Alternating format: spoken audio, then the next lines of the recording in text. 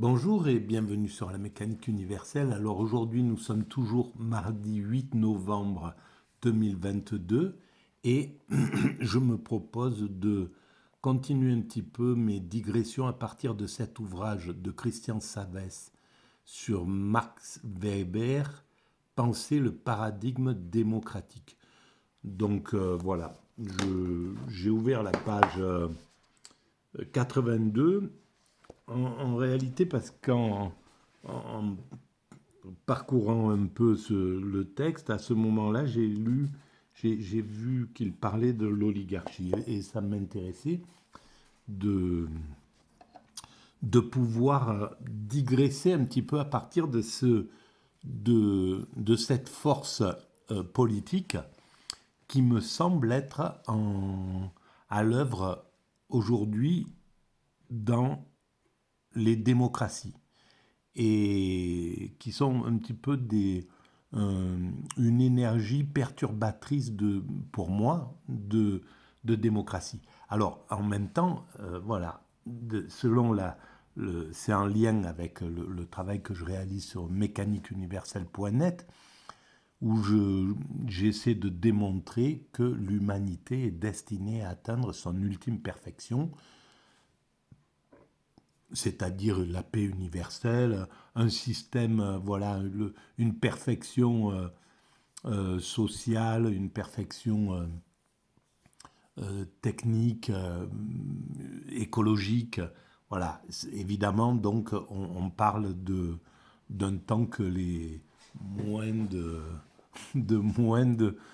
100 ou 200 ans ne peuvent pas connaître. En gros, voilà, je pense qu'il faudra encore quelques siècles d'évolution, mais nous sommes dans cette orientation. Voilà ce que j'essaie de démontrer sur la mécanique universelle.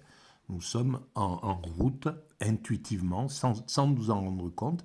Et d'ailleurs, mon travail, c'est d'essayer de dire maintenant, on peut commencer à réfléchir, à regarder cette évolution, notre évolution, et pouvoir la faire consciemment, une fois qu'on aura vraiment détecté où nous allons en somme. Et il est possible d'arriver à le comprendre, où nous allons, voilà. Donc pour moi, nous allons vers la paix universelle, vers un fonctionnement universel dont on a construit déjà les structures, l'ONU, l'OMS, l'OMC, etc. Il y a tout un tas encore de structures qui doivent être construites et puis qui doivent être euh, rendues justes, ajustées, rendues plus justes, plus... Voilà, aujourd'hui, l'ONU, on sait que euh, c'est c'est un peu squatté par l'Occident, etc. Voilà, et puis il y a pas forcément, mais enfin disons que on n'est pas dans un système d'ONU qui remplit tout à fait son rôle. Voilà, je pense que dans l'avenir, peut-être dans 100 ans, dans 80 ans, 50 ans, je ne sais pas, l'ONU deviendra vraiment le père de la nation, des nations, mais un père tout-puissant en somme. Ça sera lui qui aura la puissance. Les autres grandes puissances qui aujourd'hui sont plus puissantes que l'ONU, les États-Unis, la Chine, l'Inde, la Russie, voilà, l'Afrique, etc. Toutes ces, euh, toutes ces puissances-là euh, feront allégeance à l'ONU à un certain moment, donc mettront à disposition leur armée, leur puissance, et l'ONU sera l'armée la plus puissante du monde. Donc apte à pouvoir dire, voilà, là, vous cessez vos querelles. Voilà, vous êtes mes deux enfants. Vous êtes, voilà, je vous aime autant, symboliquement, hein, et donc je veux que vous vous respectiez. Euh, Ça se passera comme ça, voilà. Par exemple, là, voilà, si l'ONU était le plus puissant actuellement, il aurait pu dire, bon voilà, entre la Russie et l'Ukraine, je vous aime, vous êtes mes deux enfants, Donc je vous aime comme un père doit aimer ses enfants, c'est-à-dire à égalité. Voilà, vous êtes tous à égalité, donc vous cessez de vous disputer et on va éclairer exactement pourquoi il y a cette guerre, qu'est-ce qu'elle signifie, qui ça implique, si ça implique d'autres puissances comme l'OTAN, etc.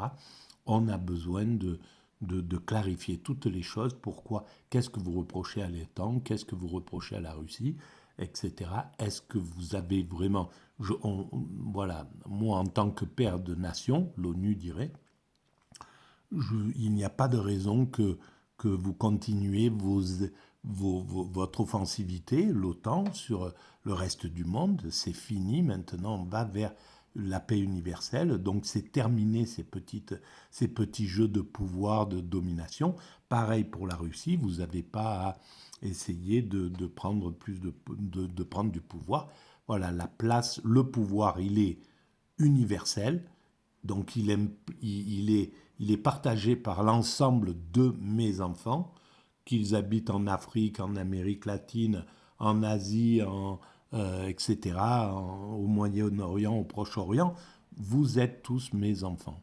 Voilà. Et donc je veux la paix entre vous. Voilà.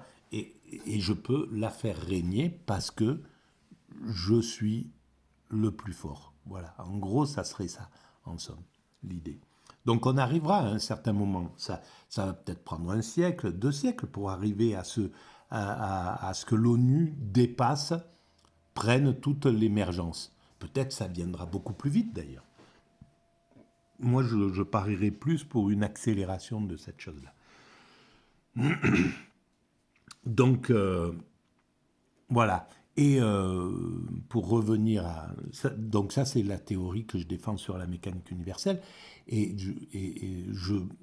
j'ai toute une partie aussi où je réfléchis au système politique, pourquoi la démocratie me semble en régression en Occident. Qu'est-ce qui l'a fait régresser? Pourquoi? Et ben voilà, donc j'essaie de démontrer que l'influence des oligarques, par par le fait qu'ils aient pu s'acheter les médias, qu'ils aient pu donc, à partir de là, influencer le public, influencer le peuple, en fait. Et donc, dans une démocratie, si les dominants peuvent influencer le peuple, on n'est pas dans une démocratie correcte. Voilà, c'était quand c'était pas les oligarques, c'était la noblesse qui pouvait influencer finalement les, leurs concitoyens en disant voilà, c'est comme ça que ça doit se passer, etc., etc. Voilà, à partir du moment où un système dominant peut influencer le peuple, on n'est plus en démocratie. On est dans un système où les dominants dominent. Et ça, c'est les primates naturels. Chez les primates naturels, le dominant se hisse, prend le pouvoir et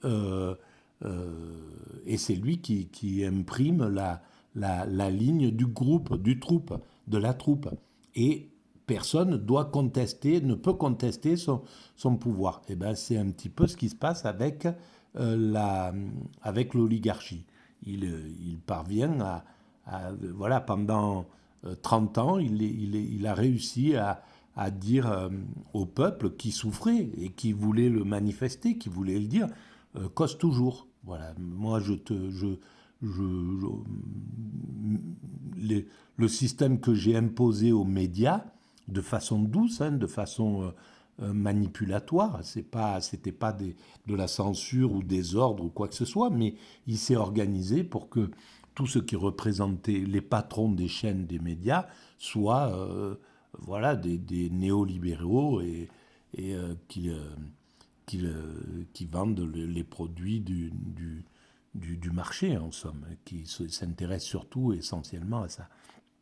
Et donc, ils ne sont pas allés tendre la parole au peuple, tendre les micros au peuple, interroger le peuple sur sa souffrance pendant 30 ans. Depuis les années 80, ça a été très écarté. Ce qu'on voyait à la télé, c'était les élites, voilà, c'était Bernard Tapie en train de danser avec Davina, etc., ou Berlusconi en train de montrer toutes les, les célébrités, etc. Voilà, faire du spectacle sans aller voir ce qui se passait sur le peuple. Et ça, c'est antidémocratique à bloc, finalement. Et donc le peuple, il a subi, il a souffert jusqu'à exploser. Et quand il a explosé, le système lui a donné des coups sur la tête, dans les yeux, etc., partout. Voilà. Il a massacré pour lui dire, voilà, il faut que vous ayez peur et que vous rentriez chez vous. On veut pas de...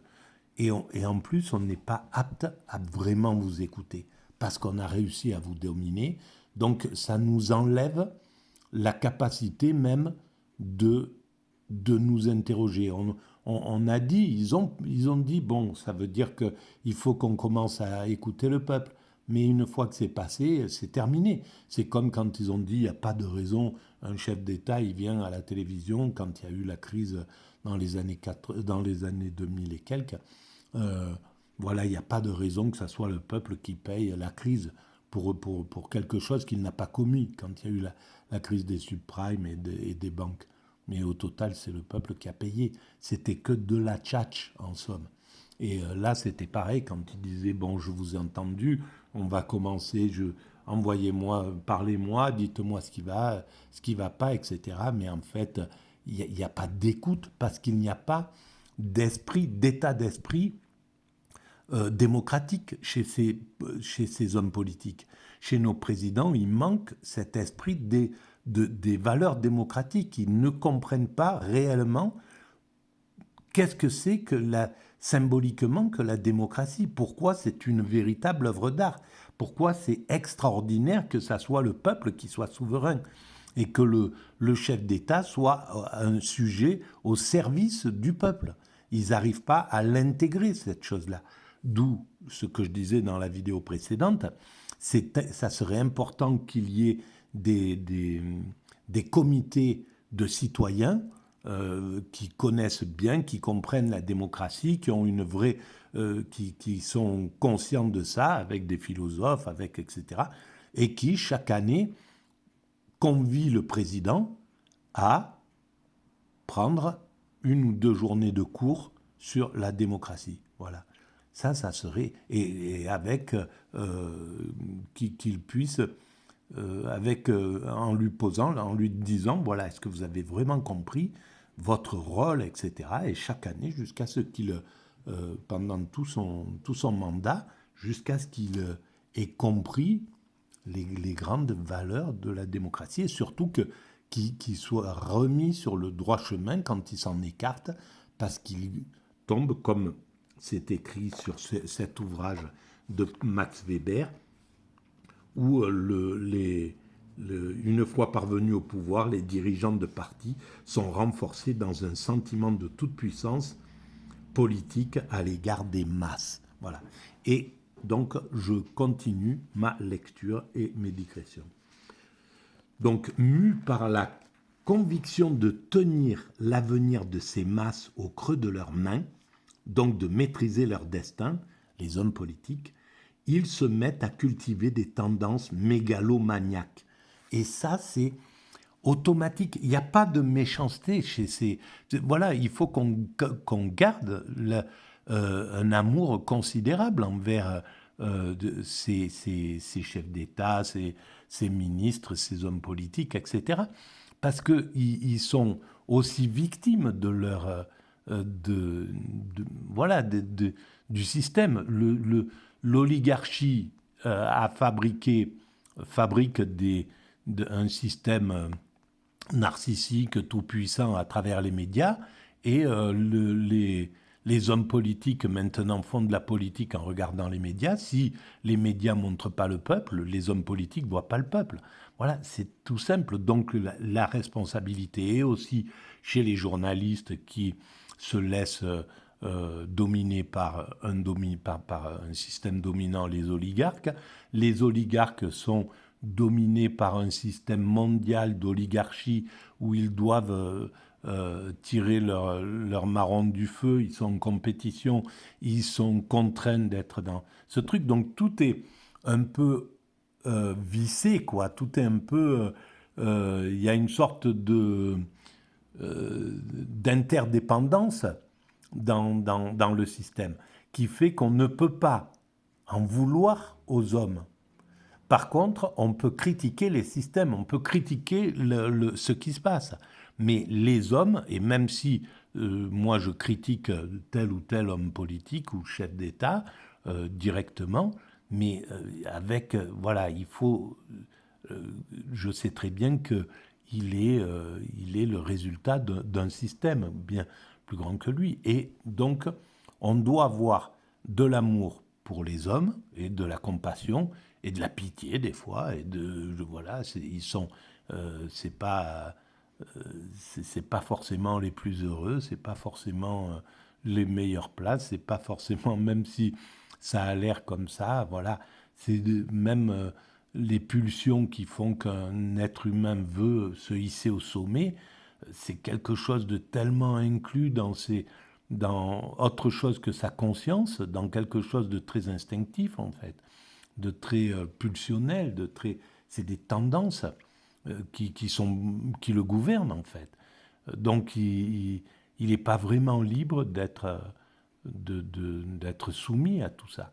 Et donc ça fait qu'on doit avoir de la compassion, mais un esprit critique puissant pour faire évoluer la démocratie, non seulement pour nous, pour nous en France par exemple, mais pour que de la France, pour que ça rayonne en Europe, pour que ça rayonne dans le monde, pour devenir une démocratie enviable. Là, elle n'est pas enviable.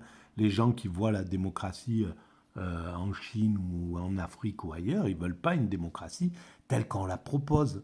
C'est pas vrai. Voilà. Donc, il faut qu'on devienne des démocraties enviables pour pouvoir avoir une place intéressante dans la compétition mondiale qui se profile. Voilà, sinon, eh ben, les sociétés émergentes, la Chine ou les autres, seront plus enviables que l'Occident et donc elles prendront des parts du marché en Afrique, en Asie, en Amérique latine, partout. Voilà. Donc il y a quelque chose qu'il faut que le capitalisme, que le néolibéralisme, que les démocraties intègrent dans leurs principes d'évolution. Alors, ils se mettent à cultiver des tendances mégalomaniaques. Le divorce entre les masses et leurs élites se trouve définitivement consommé le jour où le hiatus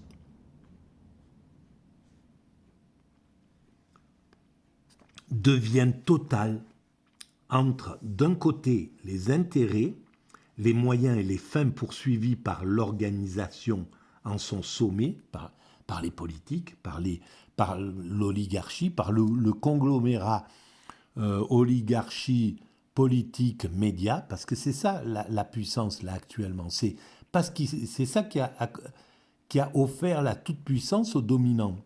C'est cette association-là qui a permis ça.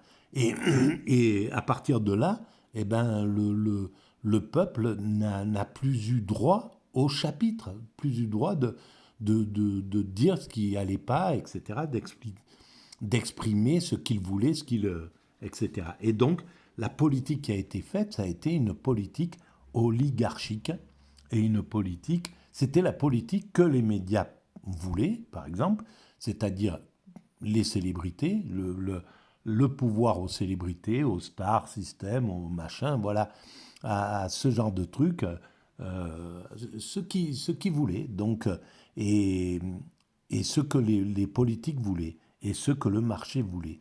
Et ça rentrait pas en résonance avec ce que le peuple voulait. Le peuple veut autre chose. Il veut la fraternité, il veut pouvoir ne pas être obligé de consommer toute son existence à travailler comme un malade, la tête baissée sans savoir ce qu'il fait. Il veut un minimum de spiritualité autour de lui, de pensée, de choses un peu plus haute que... Voilà, il suffit d'écouter la chanson de Foule sentimentale, on a soif d'idéal. Voilà, c'est ça, en réalité, l'humanité. Ça a été bien compris, mais voilà, c'est devenu un tube, mais pas compris. Donc, en son sommet, les intérêts, les moyens, et de l'autre, les intérêts, les moyens et les fins de la grande masse des militants du peuple en fait, ça veut dire du peuple, pas des militants simplement. Ce divorce ou cette asymétrie croissante dans le jeu et l'action politique est généralement à l'origine d'une schizophrénie politique, s'aggravant au fur et à mesure que le parti gagne en audience, en implantation, en ancrage dans le paysage institutionnel. C'est à ce moment-là le signe qu'ils se sont durablement, définitivement embourgeoisés. Et là, c'est une catastrophe. Et le pire, c'est que les nouveaux mouvements là, qui se sont créés, bon, les vieux partis politiques étaient embourgeoisés et il y a eu la sanction directe. Mais les nouveaux mouvements politiques qui sont arrivés comme s'ils étaient des novateurs, comme s'ils étaient complètement nouveaux, qu'ils allaient complètement révolutionner les choses, ont été fondés par des bourgeois, par la pensée bourgeoise, par l'état d'esprit bourgeois. Donc ils sont arrivés tout de suite dans la même ambiance. Ce n'était pas un parti neuf, novateur, qui prend le temps, qui d'abord est très bien, parfait, a une vision complètement démocratique, intelligente, etc., et puis qui se corrompt progressivement et finit par s'embourgeoiser. Il est né dans la bourgeoisie. Il est né de la bourgeoisie et il est tout de suite arrivé en tant que bourgeois. Donc, en tant que... La bourgeoisie, ce n'est pas un problème, c'est simplement l'handicap de la bourgeoisie, c'est qu'elle est dans le narcissisme. Elle se pense supérieure au peuple, en somme. Et donc, ça lui donne un état d'esprit narcissique.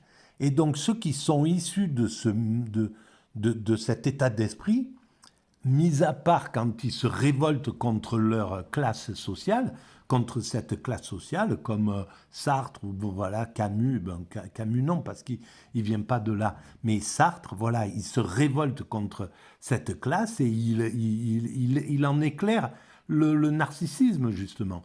Et mais ils sont très rares, ceux qui arrivent à sortir, à s'en extraire correctement de cette classe. Mais là, les chefs d'État qui se sont dit vraiment complètement nouveaux, quoi, qui semblent arriver comme ça, qui créent des partis comme ça en disant, voilà, on est tout nouveau, et qui viennent de la bourgeoisie, ils ont cet état d'esprit narcissique avec une vision qui n'est pas du tout démocratique, qui n'est pas du tout tournée pour le peuple, c'est tourné voilà, vers leur pouvoir, vers la puissance, vers la domination, vers le fait d'accéder au pouvoir et basta. Et puis après, pour la plupart, ils apprennent leur rôle de chef d'État sur le tas. Ils y arrivent, hein, c'est clair. Voilà, comme ils disent, la fonction fait l'homme à ce moment-là. C'est clair. Ils se transforment des petits narcissiques finissent par se transformer par des bons chefs d'État, par des chefs d'État, et voilà, des chefs d'État intéressants, mais qui ne sont pas démocratiques au sens philosophique du terme. Ils restent oligarchiques, ils restent bourgeois, ils restent du côté des dominants avec le sentiment que les dominants, voilà, ils continuent à penser la France d'en bas. C'était cette phrase qu'un homme politique disait il y a une vingtaine d'années, une trentaine d'années, la France d'en bas, d'une façon un peu comme ça, péjorative. La France d'en bas, c'est la France d'en haut en démocratie. Voilà, c'est ça qu'ils n'arrivent pas à comprendre.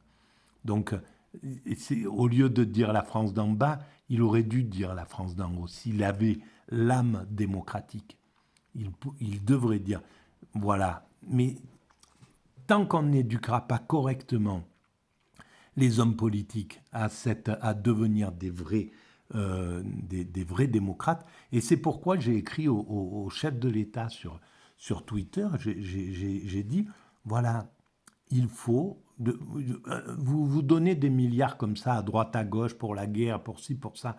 Il y a des milliards qui sont essentiels à envoyer en Afrique ou ailleurs. Bon, voilà. Mais il y a des milliards qui sont franchement injustifiés, à mon sens, où on devrait privilégier la paix plutôt qu'entretenir des destructions, quoi, qu'il faudra reconstruire. C'est complètement stupide. On n'est plus à ce moment-là. Ça, c'était valable il y a 50 ans, il y a 100 ans, il y a 200 ans. La société, elle détruisait pour reconstruire, pour faire du neuf, parce qu'elle ne savait pas faire autrement. Donc c'était la guerre et on détruisait la moitié de l'Europe, le monde, et puis à partir de là, il fallait reconstruire, faire, régénérer le système. Mais c'est fini, là, on n'est plus dans ce... Ça, c'est un modèle qui est totalement dépassé. Et donc, les hommes politiques devraient le penser, quoi.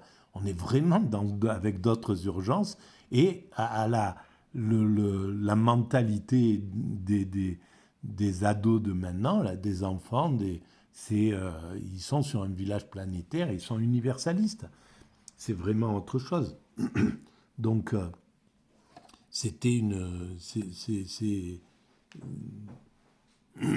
Bon, je viens de mâcher ce que je voulais dire. Comme d'habitude, avec ces exaltations-là qui sont... donc, oui, avec 1 milliard, c'est ça, c'est ce que je disais. Avec 1 milliard, on peut faire le plus beau campus du monde, qu'on implante dans le centre de la France. Là, si je peux faire un film là de tous les endroits magiques qu'il y a tout autour d'ici, et toute la France est comme ça, hein, un campus superbe où enseigner aux futurs hommes politiques du monde entier, une sorte d'université internationale, pour tous ceux qui veulent prendre la carrière politique, mais de tous les pays du monde entier, qui viennent apprendre la magie de ce que c'est que la démocratie, mais qui sortent de là avec des vraies valeurs démocratiques, pas en ayant lu les princes de Machiavel et l'autre sur la guerre, Mankiewicz, je ne sais plus comment il s'appelle. Voilà, ces trucs-là. Pas, voilà, que c'est dépassé tout ça, c'est fini. On n'a plus besoin de chefs d'État qui aient la mentalité des narcissiques et des petits malins que Machiavel soutenait. Voilà, c'était très bien quand c'était les Médicis, quand c'était... Voilà, mais on doit passer à un autre degré, c'est-à-dire des chefs d'État conscients, etc. Et donc éduquer des jeunes, pour ces jeunes, pour qu'ils deviennent des hommes politiques, des démocrates spirituels, qui comprennent la spiritualité de la démocratie, qui comprennent les valeurs fondamentales de la démocratie. Voilà. Bon, je continue ma lecture là. Alors, un tel parti a cessé d'être un parti révolutionnaire ou de rupture, pour devenir plus modestement ou plus prosaïquement un parti de pouvoir, donc un parti gestionnaire ou réformiste, soucieux de réalisme et d'alternance, mais aussi de stabilité et de continuité au plan institutionnel, dans la mesure où il peut largement prospérer sur ces bases-là. Mais c'est même valable pour le communisme, quand il s'est imposé. Peut-être que à la base, le système bolchevique avait une vision démocratique des choses, etc. Et puis, la corruption aidant, c'est devenu une dictature. Et voilà, un système qui ne voulait plus de contradiction, plus d'opposition, etc., etc. Alors, pour l'instant, même avec avec un visage, même en étant un peu frélaté, les démocraties actuelles sont quand même le meilleur système qui existe. Il faut le dire. Mais voilà, elles tendent à devenir moins enviables quasiment, ou au moins voilà, que les sociétés autoritaires comme le propose la Chine ou d'autres pays. Donc il y a du danger là. Si nos démocraties commencent à être moins enviables que des sociétés autoritaires, parce que ces valeurs ne sont pas les bonnes, parce que l'oligarchie a trop de pouvoir, etc., ça craint quoi. Hein. Alors je continue. Les enseignements à tirer d'un tel mode de fonctionnement s'imposent alors quasiment d'eux-mêmes. Le système des partis, en tant qu'il fait prévaloir le culte des dirigeants et travaille essentiellement à leur promotion personnelle, plus qu'à celle des idéaux et des intérêts moraux et matériels de l'organisation, semble bien incompatible avec les postulats les plus élémentaires de la démocratie. Et c'est ça qui se passe.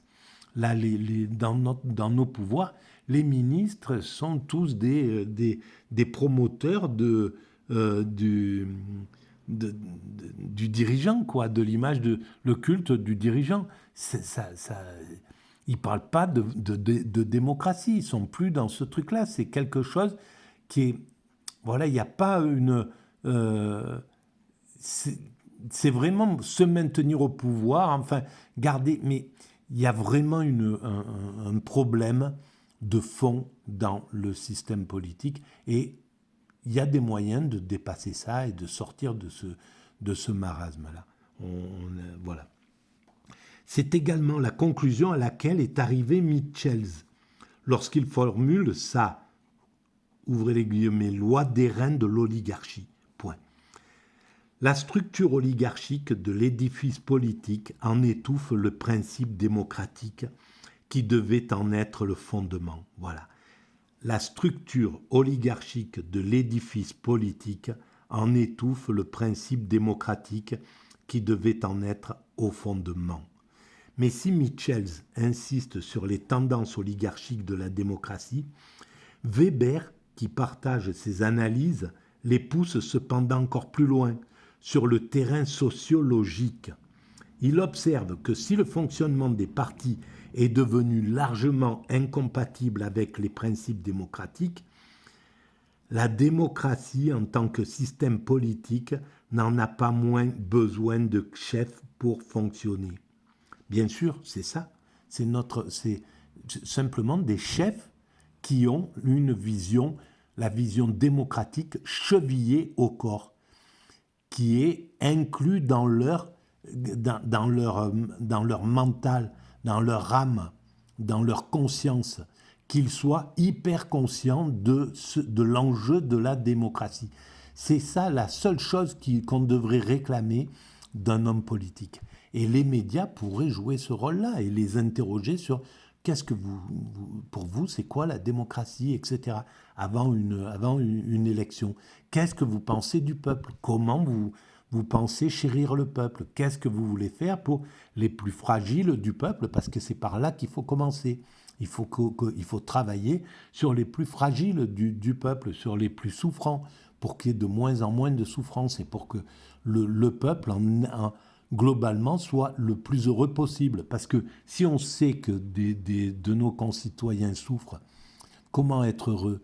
Nous sommes des êtres humains pétris d'empathie. Et tout être humain, 90% des êtres humains sont malheureux de savoir que des concitoyens à eux souffrent.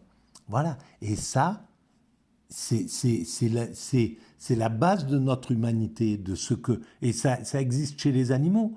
Chez nos cousins primates, ils fonctionnent exactement de la même manière. Ils ont cette empathie. Ils vont se ranger autour de celui qui souffre. Ils vont pas l'abandonner. Ça va devenir le centre de de leur attention pendant un temps, jusqu'à ce que ça soit réglé. Eh bien, un État, il doit faire la même chose.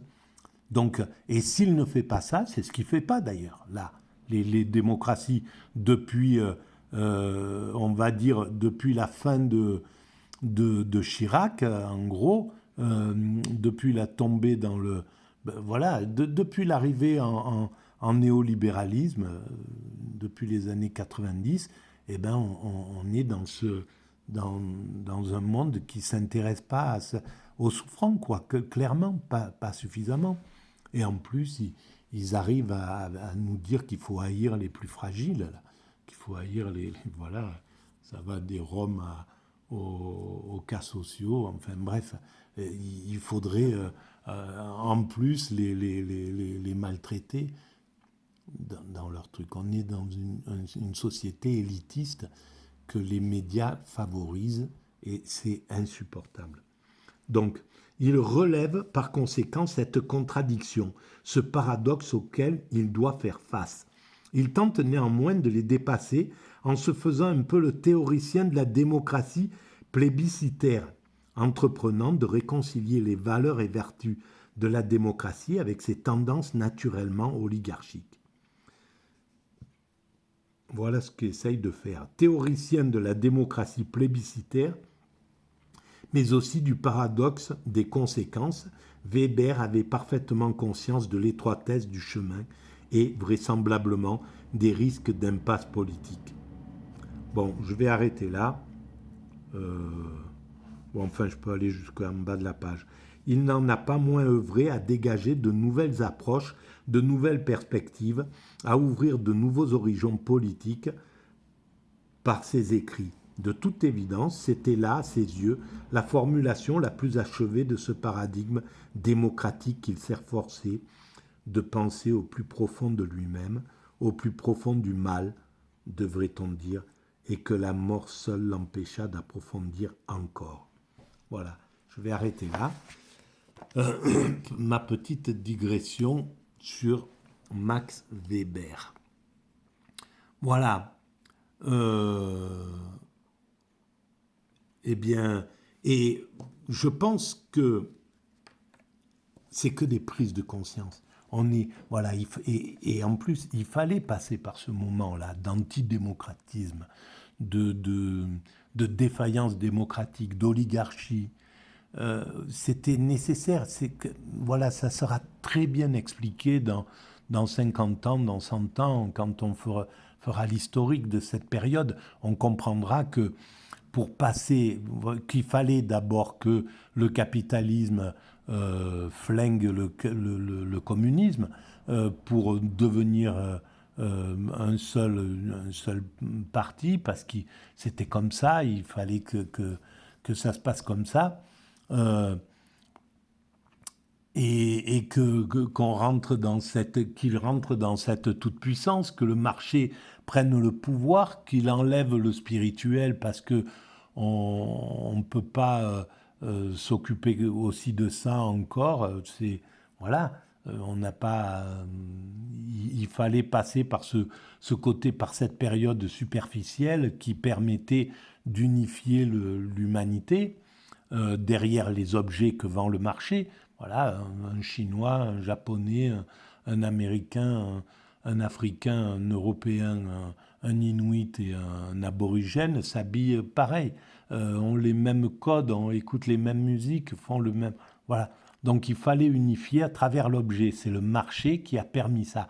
Donc c'est remercions le marché, etc. On peut critiquer, la critique est saine, c'est très important. En même temps, voilà, il faut regarder aussi le côté positif des choses. Et après, faire la synthèse. Normalement, c'est Hegel qui dit le mieux ça. Thèse, antithèse, synthèse. Voilà.